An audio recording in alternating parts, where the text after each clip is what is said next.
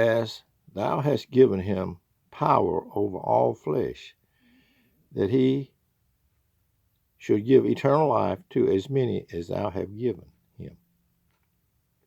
As thou hast given him power over all flesh, that he should give eternal life to as many as thou hast given him. The whole world give eternal life? No, to as many as thou hast given him. Look, here's another one. I pray for them. I pray not for the world, but for them which thou hast given me, for they are thine. All the Father gave him, brothers and sisters, not the whole world. Why didn't, back in years past, I used to watch baseball a lot on television, follow the Braves, and different major league teams. I played baseball in my youth. But in the stands, right behind the stands, right behind the catcher, there would be a kind of a clown-like character with his hair had a big bushy haircut, and it was the color of a rainbow, all different colors. And he would hold up John 3:16 on a card when they'd pitch. He was on there for years, Everywhere you look, it'd be John 3:16. He'd go to different sporting events, mainly baseball, because you could get right behind the catcher there and he'd throw the sign up. But that's all well and good. John 3:16, I can go with that. For God so loved the world, gave his only begotten Son, whosoever believeth in him. I can go with that. But it's a text that can be manipulated. It can be it means something else. It's a means something else verse, brothers and sisters. And they think that people reading it, God's people that are reading it, are thinking it means that he died for the whole world. When I can go through here and show you text after text after text, but I'm not going to do it. I've done it in other videos where it says that God has a people. He shall save his people from their sins. That's the big lie, brothers and sisters. If you want to get right down to it, that's the big lie. Jesus didn't die for the sins of the whole world, but for them which thou hast given him. Thou hast given him, right, sisters? But anyway, just a little short thing this morning. I wonder why none of these made it, and none of those other dozens and dozens that I put up on on the screen sometime on my little channel. Why didn't them make it to national television? But anyway, just wanted to start out this morning with just what this was all that was on my mind this morning. I got some other thoughts, but it's too cold to go outside this morning. Well, let's see.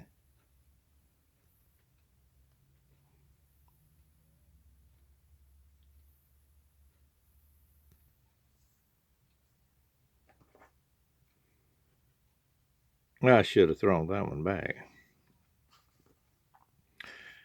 But anyway, I just reached up on the wall to find a picture of when I was young.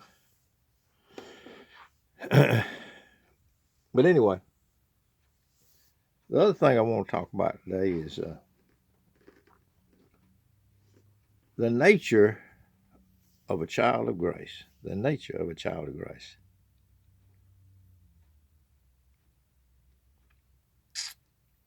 Cornelius.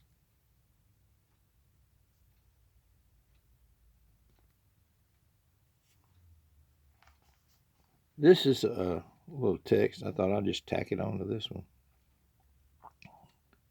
This is about the nature of a regenerate, born-again person before he had any interaction with the disciples.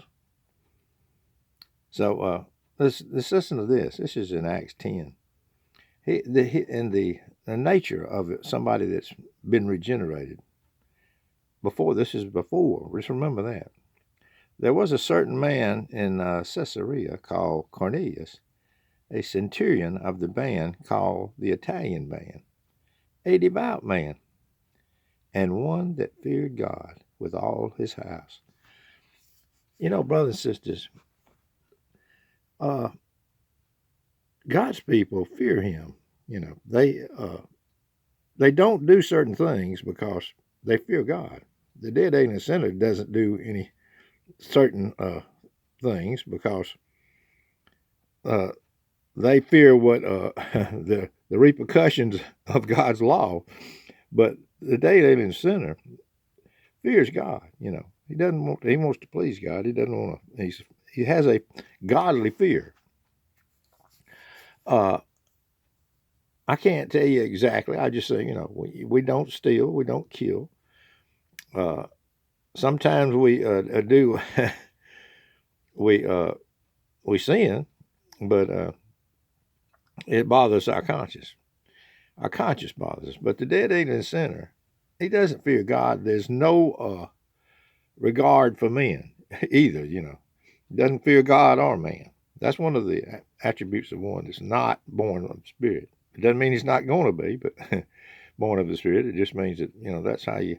But the way you tell a man of God is that he fears God. And listen to this. A devout man, one that feared God with all his house, which gave much alms to the people and prayed to God always. See, do you pray, brothers and sisters? That's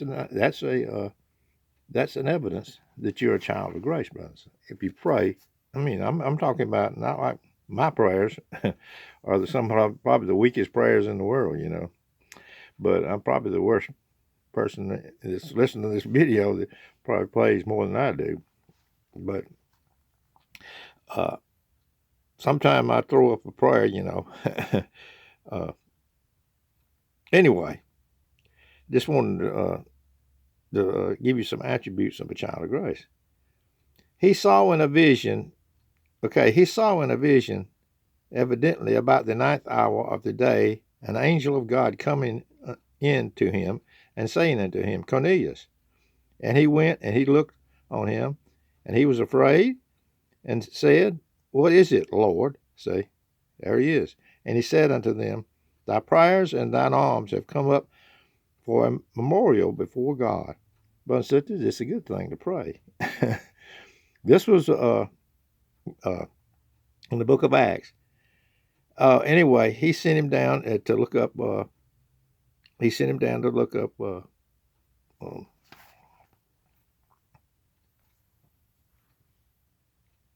Well, anyway, this centurion sent his men. He was a man of authority, and he said